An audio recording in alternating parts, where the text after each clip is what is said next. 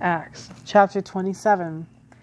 And when it was decided that we should sail to Italy, they delivered Paul and some other prisoners to one named Julius, a centurion of the Augustan regiment.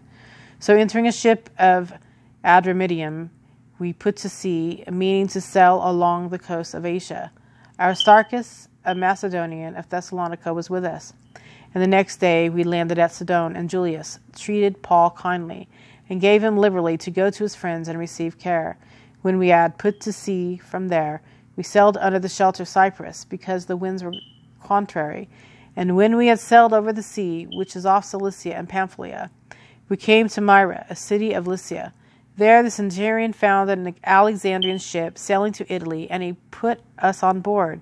When we had sailed slowly many days, and arrived with difficulty of Cnidus, the wind not permitting us to proceed, we sailed under the shelter of Crete off Salmone.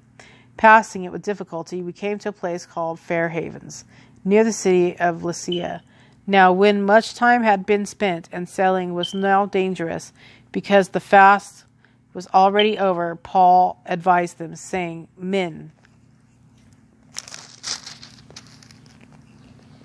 I perceive that this voyage will end with disaster and much loss, not only of the cargo and ship, but also our lives. Nevertheless, the centurion was more persuaded by the helmsman and the owner of the ship than by the things spoken by Paul. And because the harbor was not suitable to winter in, the majority advised to set sail from there also, if by any means they could reach Phoenix, a harbor of Crete, opening toward the southwest and northwest, and winter there. When the south wind blew softly, supposing that they had obtained their desire, putting out to sea, they sailed close by Crete.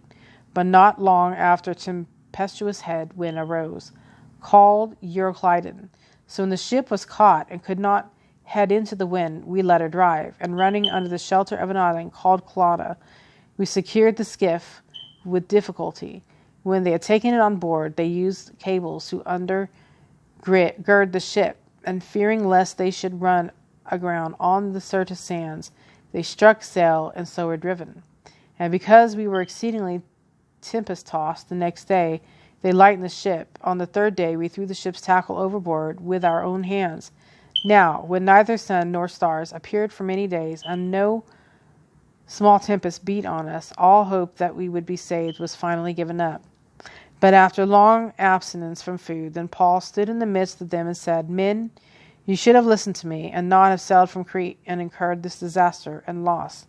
And now I urge you to take heart, for there will be no loss of life among you, but only of the ship.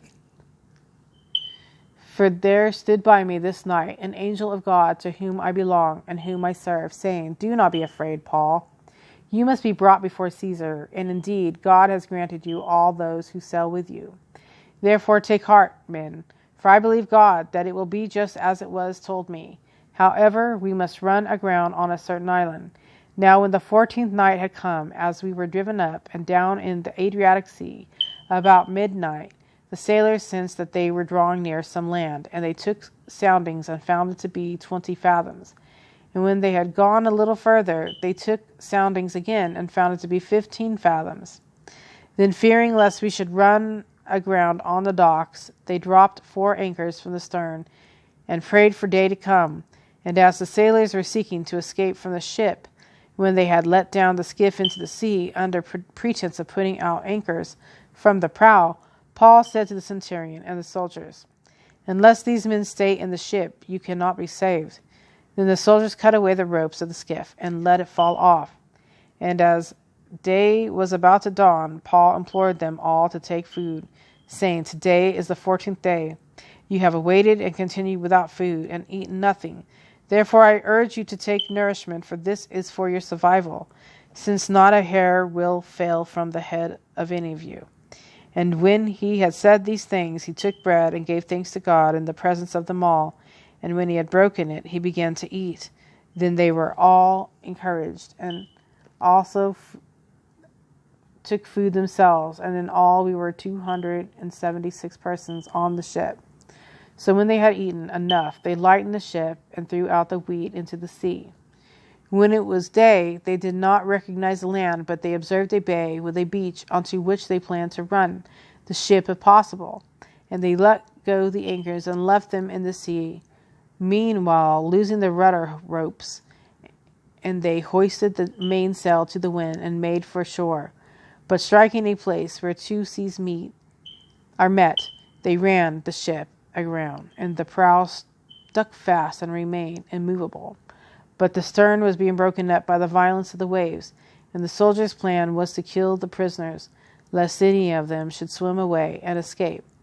But the centurion, wanting to save Paul, kept them from their purpose, and commanded that those who could swim should jump overboard first and get to land, and the rest, some on board and some on parts of the ship.